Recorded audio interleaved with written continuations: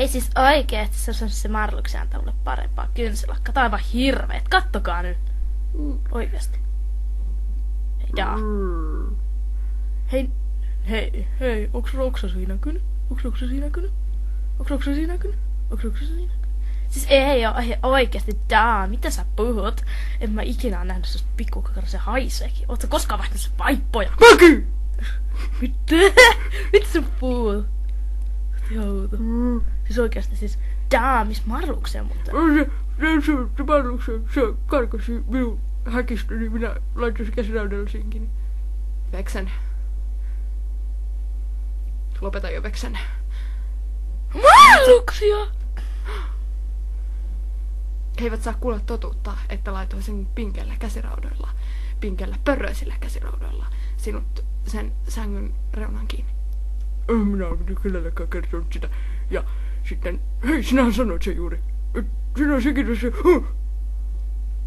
Älä toista virheitäni.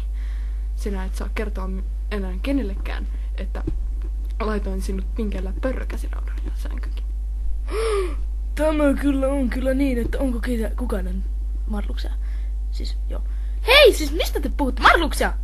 Kynsilakat tän. Me puhutaan pinkeistä pörrökäsiraudoista. Larksena, sinä olet niin tahditon. Olen samaa mieltä kerrankin, Marluksia. Ehkä meidän pitäisi kokeilla taas se käsirauta juttua joku kerta. Ehkä minun luonani. Hyvä idea. Mennään heti. Lähdetään. Tai minä menen edeltä. Mene sinne Veksen edeltä valmistautumaan. Laitan ne sydänkuviaiset bokset.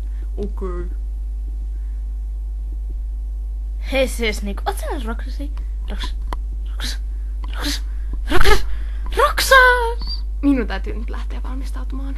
Ei mä ollut Roksasi! Anna se takas! Namine.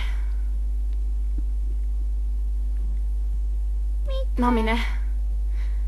Tuo minulle minun pinkit pörrökäsirautani, niin saat vähän juustoa ja leipää tänään. Onko selvä? Ei Tottele vitos. minua. Sinun täytyy En vitos saada sulle mitään. No niin, käy hakemassani. Saatana haista paska, et saa. Et niinku vittu.